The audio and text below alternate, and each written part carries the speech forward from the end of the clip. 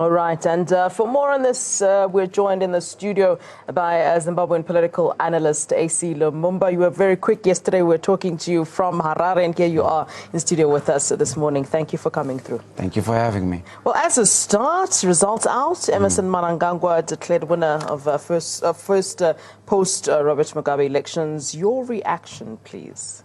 I think what has happened is the elections were a litmus test for Zimbabwe because we had the world's attention and the world wanted to see, number one, how would we react to life post-Robert Mugabe as far as elections are concerned? But number two, how would we react to the ultimate test of democracy? You know, I've always said the real test of democracy is not how do you handle victory when you win. The real test of democracy is how do you handle defeat? And it was for both sides. How was MDC going to react to a defeat, or how was ZANU-PF going to react to a defeat? And this is what the world came to see. The election observers are in the country, and of the election observers who've given their statements so far, they've cleared at least the process that led us to the elections. They've highlighted the areas where the Zimbabwe Electoral Commission is to improve. But I think what's most charming and impressive is of all the reports that have come out, there is not a single report that has come out against ZANU-PF, the political party, which is the party that won. While there's irregularities or while there is areas to improve as far as the commission is concerned or as far as state media is concerned, which is really the two institutions highlighted in any of the reports, there hasn't been any fault accredited to ZANU-PF. And I think this is highly a huge departure from where we've come from as a country. I think ZANU-PF should applaud itself for the work it's done, but I think so should MDC. You know, you're talking about a political party who, in the last election, had 1.2 million votes under the legendary Morgan Tsvangirai. Nelson Chamisa has been able to almost double the votes that his predecessor had. So, good play from both sides. As of to the date where we are today, as far as the electoral process is concerned, Zimbabwe has been an example, and I've never been more proud of our electoral process, looking at the history of the country as I am today. Well, you know, you started off by saying that, you know, this was a test of Zimbabwe's democracy. And I wonder from you, and it seems that you're alluding to the fact that you believe that Zimbabwe won the test, but let's look at this. I mean, for example, we had 6 people losing their lives, and I've continued to say this. This is something that I feel is somehow being downplayed somewhat. I mean, I think the focus is on who won and, you know, the elections themselves and, you know, the MDC and all of that. But it does seem that there's little focus on the fact that 6 people died. And that's not a small issue. I mean, you say that, you know, good play on both sides. I don't think so when 6 people have lost their lives post-elections. Okay, so when you're defining the electoral process, you're defining the journey that you moved from the date the elections were announced to the results being announced. So from election date announced, results being announced. You're not referring to what's happening outside of the electoral process. Let's speak about the matter you've brought up of the lives that have been lost. First of all, it is highly regrettable that lives have been lost. In fact, it makes me sick that the military came on the road and lives were lost. But let's put the whole conversation into perspective. There is a difference between a peaceful protest and a riot. There is nothing unique to Zimbabwe about the military getting on the street to defend state. I'll give you examples. Just a few years ago in Baltimore in the United States, the military guard was put on the streets because the police in the United States were not able to contain the riots that were taking place there. In Turkey 2 years ago, same thing. When the coup was attempted on the president of Turkey, the military was not able to contain the riots that were taking place in the country. The military was deployed in Turkey. In Cyprus just 4 years ago, exactly the same thing. In the United Kingdom in 2011, when there were riots and David Cameron was the prime minister, there was a big conversation and David Prime Minister had to put the whole National Guard on alert. Thankfully, they had 17,000 extra forces to deploy in London. That's why they eventually didn't deploy the military. So military presence on the road is a result of provocation. There is a difference between when I go and I apply and I say, can I have a police clearance because I would like to go and air my democratic rights? And me going into the streets and burning tires and burning buildings and burning people's cars and shutting down people's businesses who have nothing to do with why I'm on the street. So I may be as angry and livid as I want to be, but it should never, my democratic right should never be at the expense of yours. It should never be at the expense of other businesses. So while I in the strongest terms condemn what the military did, I also, in the strongest sense, condemn the opposition leaders for encouraging the day that happened. They wanted to see this happen. If you listen to the language and narrative of Tendai Biti, one of the MDC Alliance principles, this is exactly what they wanted. You know, they wanted people to get on the road. They kept speaking a language of, we will die for our vote. We are willing to defend our vote before the vote was even announced. So they caused this.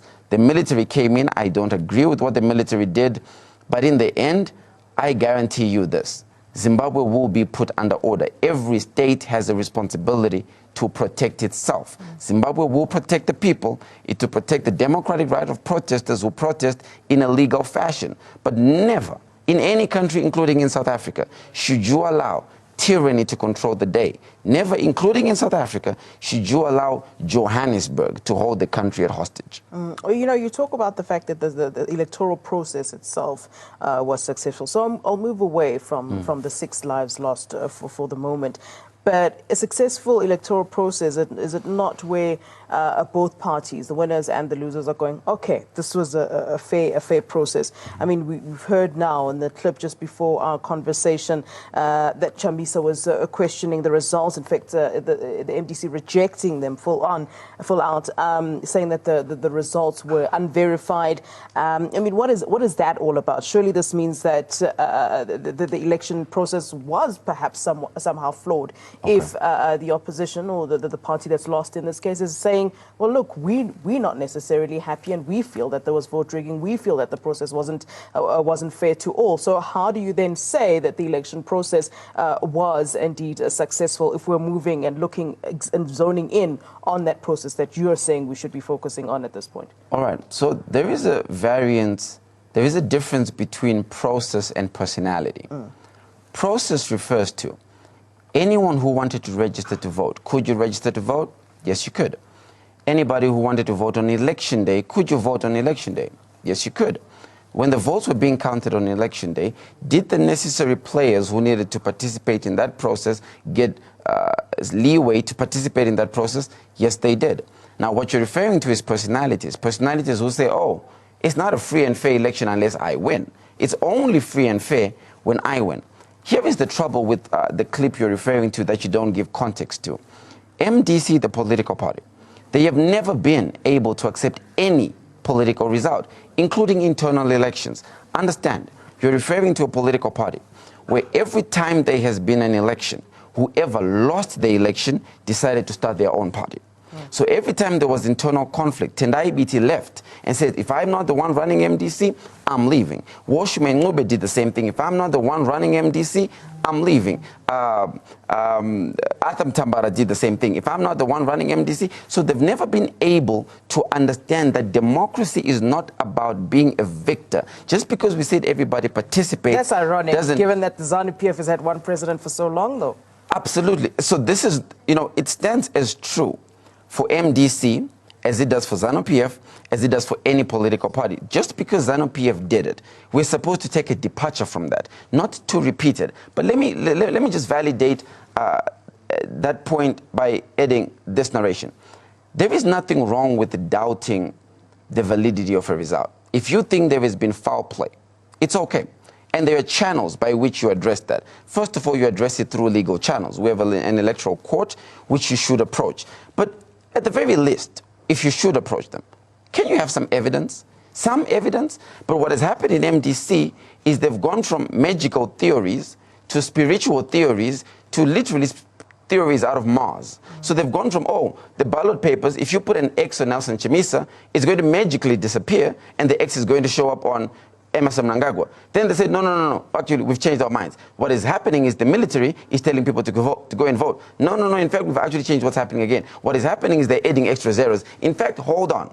What is happening is Nelson Chamisa's face should be number 2, and Emerson Mnangagwa's face should not be next to Nelson Chamisa's. So this is voter rigging. But the worst of all, the worst argument I've heard is we have won. How do you know you have won? Oh, because you've seen our rallies. Do you not see all these people who love us? When did rallies start determining a victory? There is something called a V11 form. When you go into the polling station and you vote, and the votes are compiled, all the polling agents who are in the room, that includes MDC, ZANU-PF, all the other political parties, that includes election observers, that includes polling executives. They look at this V11 forms, everybody has to sign it. And everybody has to say, we've signed, we've endorsed that at this polling station, these are the results. Immediately, they're posted outside, okay? Once they're posted outside, you use that as evidence to how many votes you got. So the one question MDC has failed to answer from the moment they started their claims, show us the V11 forms. Can you show us where your argument that you won is coming from? Give us some basis. But it's not a party that likes to give basis. It's a party that likes to throw magical concepts into the world, and they believe magic. Bring them here. And in fact, we were hoping to have Tendai PT in studio this morning. Unfortunately, that didn't happen. But he wouldn't come. Not today. Oh, no, he would. Today is not a day he would come. Tendai PT would not come because, number one, he doesn't have answers. Number two, he would never go against me. Oh, he doesn't have the temperament to control himself against an intellect. All right, we'll see about that. But all right, you've now criticized the MDC, the ZANU-PF of doing, pardon me, you've criticized the MDC of doing something that ZANU-PF itself has actually done, which is where Robert Mugabe, the former president, said, well, if I'm not going to be in charge of ZANU-PF, I'm going to step back then, and I'm actually then going to vote for the MDC. Do you not find some irony in what you're saying? Well, I'll tell you where the irony is. The irony is everything Robert Mugabe was detested for, which was absence of democracy, absence of being able to hear other people's ideas, absence of understanding at some point you've got to go, and absence of understanding process is exactly the same symptoms or the same manifestations that are now being displayed by Nelson Chamisa. May I remind you, Nelson Chamisa is not leading the alliance because he was elected. He's not leading because he was democratically put in there. In order to get there, he did exactly what Robert Mugabe did. He said, no, I am the one center of power. I am the alpha and the omega. Nelson Chamisa never at one point told us who his cabinet is. Never at one point told us who his vice presidents are. Because he said, I am the center of power. When I get in, I'll take care of everything. Don't worry. This is exactly what Robert Mugabe did. You couldn't make a move in ZANU-PF without Robert Mugabe. Now you can't make a move with the alliance without Nelson Chamisa. This is why you see Tendai Biti now fighting Nelson Chamisa, because Tendai Biti has one mission, to destroy Nelson Chamisa. He will set him up every single day, and Nelson Chamisa doesn't see it, and I think these are some of the tactical reasons why he didn't quite make it past the post. Now, what is your perception of Emerson Mnangagwa's leadership? I mean, it seems that you're quite positive about it, but how much more different really will he be to Robert Mugabe? Let's not forget that he was an ally of Robert Mugabe. I would assume that much of his political mentoring was coming from Robert Mugabe. So when we say, oh, there's this change in Zimbabwe, are we being honest? Okay, so let's be clear what the job of Emerson Mnangagwa and the expectation on Emerson Mnangagwa is versus the job of the people of Zimbabwe. Emerson Mnangagwa has the job to set the vision of where we're going. Every single Zimbabwean has the job of rolling up their sleeves and working towards getting there.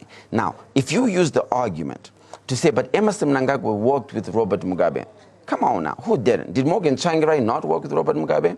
I mean, were they not president and prime minister? You're not answering the question, sir. Hold on, can we then say that so he's compromised? But if your question is, so on what basis do I then say Emerson Mnangagwa is a departure from Robert Mugabe? It's simple. You look at the track record of Robert Mugabe, you look at the track record of Emerson Mnangagwa. For the first time in the country, we've had over 50 electoral observer missions in the country. Robert Mugabe would have never allowed that. For the first time in Zimbabwe, private and public press is covering the opposition, never done under Robert Mugabe. For the first time in Zimbabwe, we've reapplied to join the Commonwealth. Never happened under Robert Mugabe. But most importantly, for the first time in Zimbabwe, we've had a president of ZANU-PF who has not said one word or one declaration contrary to the Electoral Commission. At no point in Emerson Mnangagwa's rallies did he ever talk about Chamisa, did he ever talk about ZEC. He simply spoke about why you must vote for him based on his Vision 2030.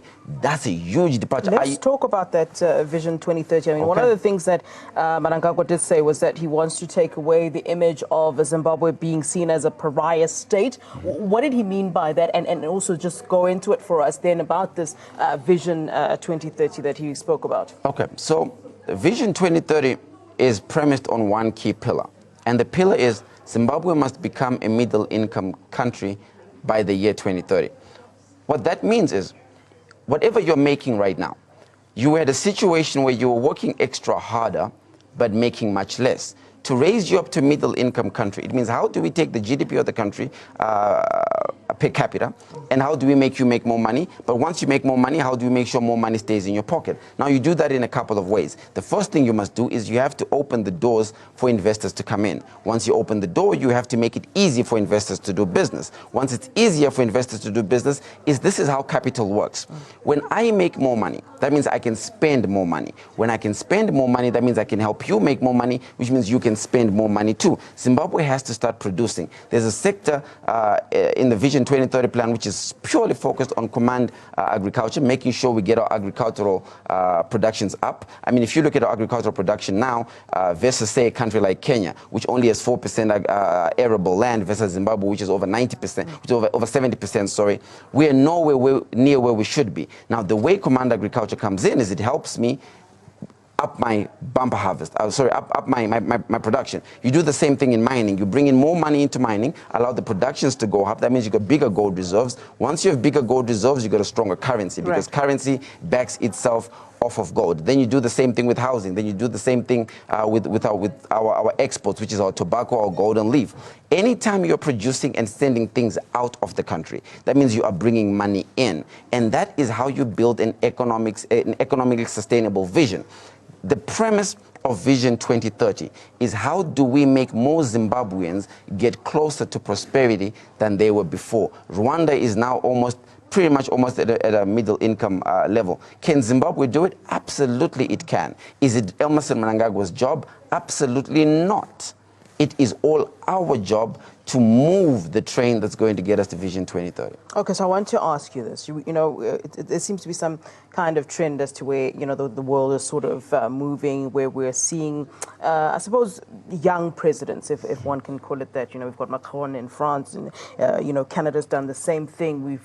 It just seems that the age is starting to be more sort of reflective of, well, I won't say the youth, but I think that we can put it that way. Yeah. Is there, and I don't know if you would agree with me, I mean, I do know that, you know, you support Emerson's vision at this point, but do you not have a sense somewhere in your mind that we should be moving towards younger leadership?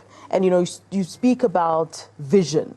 Doesn't younger leadership bring that sort of new vision, a new way of looking at things? I mean, we still have ZANU-PF and party right, fine, understood.